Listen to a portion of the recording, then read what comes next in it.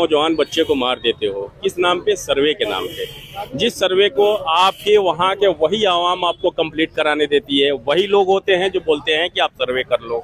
वहाँ के जो मुअज्जिम होते हैं, वहाँ के इमाम होते हैं, वहाँ के जो लोकल लोग होते हैं, कोऑपरेट करते हैं। बिल्कुल उस कोऑपरेशन के बाद फिर आनन फानन में आप जाते हो, फिर सुबह 5, साढ़े 5 बजे 6 बजे जाते हो। और जाते किस तरह से हो मेरे भाई? आप जो बोले जा रहे हैं, पुलिस जो बोल रही है, पुलिस का मैं मीडिया में बयान देख रहा था कि वो पत्थर चलाए, आप जा किस तरह रहे हो? जय श्री राम का नारा क्या? मैं तो बड़ा तकलीफ में हूँ। मैं जब से ये वीडियो देख रहा हूँ, ये जय श्री राम का मतलब क्या ये है? तो बिल्कुल गलत था। जब कोर्ट से आदमी आए हुए हैं और सर्वे करने जा रही है टीम, तो ये जय श्री राम, ये इस तरह के नारेबाजी क्या? ये जय श्री राम, मेरे को उनसे तकलीफ नहीं है। मेरे को तकलीफ इस बात से है कि जिस श्री राम को मर्यादा पुरुषोत्तम श्री राम बोला गया, मर्यादा पुरुषोत्तम बोला गया, उस श्री राम के नाम को तुम लोग लेके आतंक फैलाए हुए हो। तुम कहाँ ले जा रहे हो हिंदुत्व को? हिंदुत्व का मतलब तो यह है नहीं, सनातन का मतलब तो यह है नहीं, और इस्लाम का भी मतलब नहीं है कि किसी पे जबरन अपनी धर्म को थोप दिया और अपना धर्म मनवा ले। दूसरी बात, जो बात हमारे भाई बोल रहे थे डेमोक्रेसी, यह डेमोक्रेसी में, भारतीय लोकतंत्र में, भारतीय एक संसदीय प्रणाली है। डेमोक्रेसी का डिफिनेशन बोलता है कि for the people, by the people, of the people. Abraham Lincoln बोलते हैं कि लोगों के खातिर, लोगों के द्वारा जहां शासन चलाया जाए, प्रशासन चलाया गया, उसी को लोकतंत्र बोलते हैं। और हमारे महामहोदय, हमारे प्रधानमंत्री जी बोलते हैं कि दुनिया का लोकतंत्र जननी है, लोकतंत्र की जननी है भारत। उस भारत में भारत माँ के बच्चों को तुम खुलेआम गोली मार दे रहे हो, तुम्हारी प्रशासन गोली मार दे रही है। किस नाम पे? केवल मुसलमान के नाम पे मार दिया जा रहा है। ये डेमोक्रेसी बची है कि नहीं बची है? अब मुद्दा इस बात पे होना चाहिए। अब ये संसद में डिस्कशन का मुद्दा है कि क्या भारत में लोकतंत्र बचा है कि नहीं बचा है, क्या भारत धर्मनिरपेक्ष देश है या नहीं है। अब ये सवाल उठ रहा है, क्योंकि बाबरी मस्जिद के टूटने के बाद जब बाबरी मस्जिद शहीद होती है, 1991 में हमारा वर्शिप एक्ट आता है। उस एक्ट में बोला जाता है कि जो भी स्टेट रहेगा वर्शिप एक्ट में, चाहे वो हिंदू का धर्म स्थल हो, मुस्लिम का धर्म पूजा स्थल हो, सिख का हो, ईसाई का हो, बौद्ध का हो, जैन का हो, जो जिस स्टेट में है उसी स्टेट में रहेगा, उसमें कोई रद्दो बदल नहीं की जा सकती। उसके बावजूद तुम ज्ञान वापी को लेके आते हो, तुम संभल की मस्जिद को लेके आ जाते हो। केवल तुम्हारा वो राहत इंदौरी का एक शेर है कि सरहदों पे बड़ा तनाव है क्या? सरहदों पे बड़ा तनाव है क्या? कुछ पता तो करो, चुनाव है क्या? जब भी चुनाव आता है तुम्हारे पास कोई मुद्दे नहीं है। जैसे हमारे भाई लोग बोल दिए ना, भुखमरी तुम पे देखी जा रही है, इकोनॉमिक सिस्टम ध्वस्त हो चढ़ता है, हेल्थ सिस्टम खत्म हो चुका है, भारत बर्बाद के कगार पे खड़ा है। और तुम क्या लेके आए हो? तुम्हारा ये 2025 का मुद्दा हिंदू मुसलमान का मुद्दा होने वाला है। तुम बोल दो ना, अलग ऐलान बोल दो, तुम सत्ता में हो, तुम राज्यसभा में हो, तुम लोकसभा में हो, तुम हिंदू राष्ट्र बनाना चाहते हो, बना लो। तुम्हारी मजबूरी है कि बाबा भीमराव अंबेडकर का दिया हुआ संविधान तुम्हें मजबूर कर रहा है, तुम्हारा मनुस्मृति लागू नहीं होने दे रहा है, तुम परेशान हो। लेकिन परेशानी का सबब क्या है? हमारे नौजवानों को मारोगे, मुसलमान के नाम पे मारोगे। जो संभल में हुआ एक प्लान मर्डर है, आप देखो, आप ट्रेन में सेफ नहीं है। हम लोकतंत्र के मानने वाले लोग हैं ना, हमारे सर पे अगर टोपी रहेगा तो आप मेरे गोली मार दोगे, आप ट्रेन में मुझे गोली मार दोगे, आप हम कोई गौ मांस के नाम पे हमारे घर में घुस के 1 लाख को मार दोगे, जिसको जी में आता है उसके मार दे रहे हो। हम बोल रहे हैं कि हम लोकतंत्र प्रेमी हैं, हमें क्यों प्रवोक किया जा रहा है? भारत के मुसलमानों को प्रवोक क्यों किया जा रहा है? आपके चैनल के माध्यम से मैं पूछना चाहता हूं, केंद्र सरकार से, जहां भी हमारा वीडियो जाए, मैं पूछना चाहता हूं, what do you want to achieve?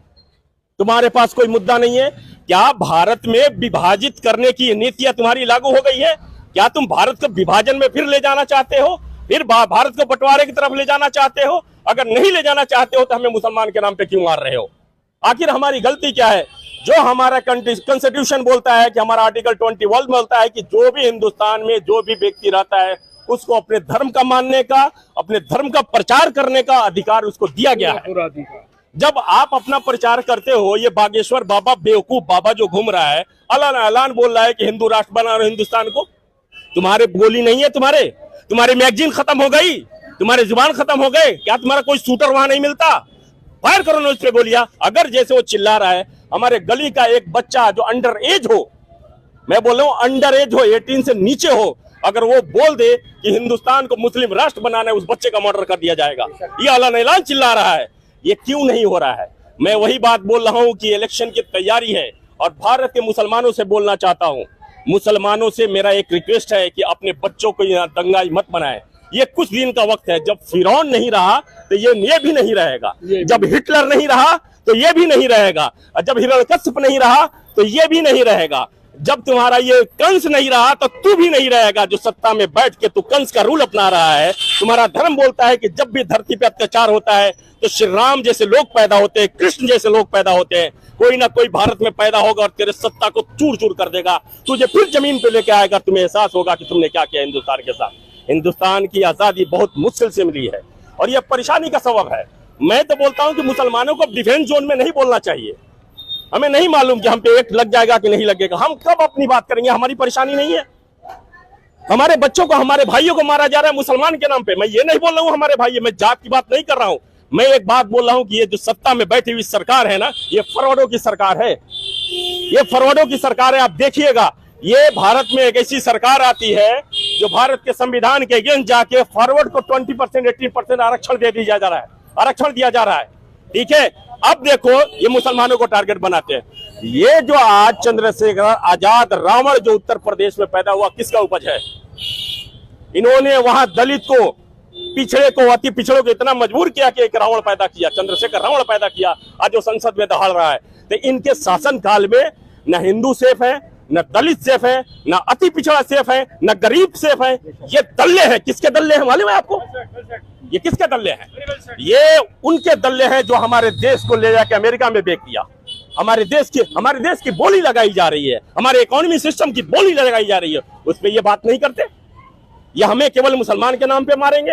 अरे कब तक मारोगे? हमारा कौम, मैं एक और मीडिया चैनल को मैं दे रहा था, मैं उनसे बोलना चाहता हूं, ये सत्ता के बैठे हुए केंद्र सरकार में जो काबिज हैं और राज्य सरकार में जो काबिज हैं, कि हम मुसलमान, अगर तुम मुसलमान की बात करते हो तो हम शहादत से नहीं डरते, और हमारा कुरान कहता है कुल्लु नफ्सिन ज़ाइक़तुल मौत, और ये हमारा ईमान है कि हमें मरना है, हमें दूसरी जन्म नहीं होना, दूसरा हमें पुनर्जन्म नहीं होना है। हमें ये हमारा ईमान है। अगर कुरान कह दिया तो हमारा यकीना है कि हमें मरना है।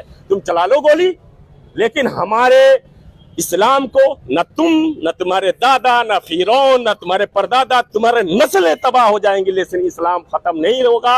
ये ता क़यामत तक इस्लाम रहेगा, जब तक क़यामत नहीं आता है। जी, इंशाअल्लाह। ये आप देख रहे हैं यहाँ पर खतीब त्यामी और ये लोग हैं, और काफ़ी दिल्ली की जो पब्लिक है वो जामिया नगर की, वो काफ़ी नाराज़ है जिस तरह से ये संभल में दंगा करते हैं और लोग मारे जाते हैं और कुछ गिरफ्तार भी हुए, और जहाँ जो है ज़ख्मी भी हुए काफ़ी तादाद में। ये कहाँ तक सही है, आप लोग कमेंट्स में बताएंगे। क्या होना चाहिए इस पे, किसको अरेस्ट होना चाहिए, किस पे केस चलना चाहिए, ये सब आप लोग ज़ियान न्यूज़ के कमेंट्स में आप लोग दीजिए। इसी के साथ मैं अहमद, ज़ियान न्यूज़ एक्सप्रेस, जामिया नगर, ज़ाकिर नगर।